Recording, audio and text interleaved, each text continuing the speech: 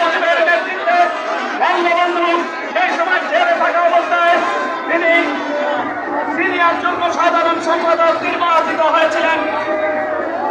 অসাম্প্রদায়িক গণতান্ত্রিক বাংলাদেশের প্রতিষ্ঠাতা ছিলেন 1953 সালে জাতির জনক বঙ্গবন্ধু মুজিব। আজকে এই আওয়ামী লীগের জন্ম হয়েছে বিদায় আওয়ামী লীগের ভাষা উন্মোচন হয়েছে। আমরা মায়ের ভাষা, সেই মাতৃভাষা আমরা অর্জন করেছি। আওয়ামী লীগের জন্ম হয়েছে বিদায় ৬২ হামিদুর রহমানের শিক্ষানীতির বিরুদ্ধে আন্দোলন হয়েছে। জাতির জনক বঙ্গবন্ধু মুজিব 1966 সালে জাতির মুক্তি, বাঙালি জাতির মুক্তির সনদ হিসেবে ৬ দফা দাবি সেই দিন প্রণয়ন করেছিলেন। 1969 সালের গণঅভ্যুত্থান হয়েছে। ৭০-এ জাতির জনক বঙ্গবন্ধু মুজিবের নেতৃত্বে ঐতিহাসিক নির্বাচন হয়েছে।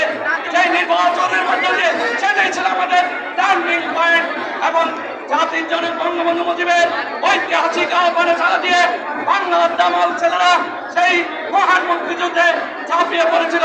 দীর্ঘ ৯ মাস যুদ্ধ করে পাকিস্তানের পরাধীনতার শৃঙ্খল থেকে বাংলাকে মুক্ত করেছিল। আজকে আওয়ামী লীগের সেই ঐতিহাসিক অর্জন হচ্ছে আমাদের মহান স্বাধীনতা জাতির জনক বঙ্গবন্ধু মুজিবের নেতৃত্বে।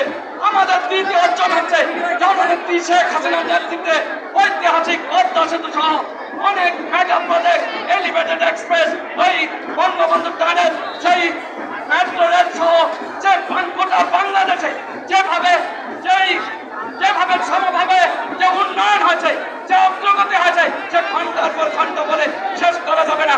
আমি শুধু বলতে চাই, এই 23শে জুন উপলক্ষে আমাদের নতুন করে শপথ নিতে হবে। আমরা শেখ হাসিনার নেতৃত্বে ঐক্যবদ্ধ হয়ে সকল অশুভ শক্তিকে মোকাবেলা করে আমরা বাংলার জনগণকে ভালোবাসবো, ভালোবাসা দিয়ে মানুষের মঙ্গল করবো, মানুষের সুখে দুঃখে বিপদে আপদে মানুষের পাশে থাকবো। এটাই হবে আমাদের প্রত্যয়। যাবার বেলায় বলে যেতে চাই, এই বাংলাদেশে যা কিছু সত্য, যা কিছু সুন্দর, যা কিছু সোনালী অর্জন আওয়ামী লীগের নেতৃত্বে বঞ্চিত হয়ে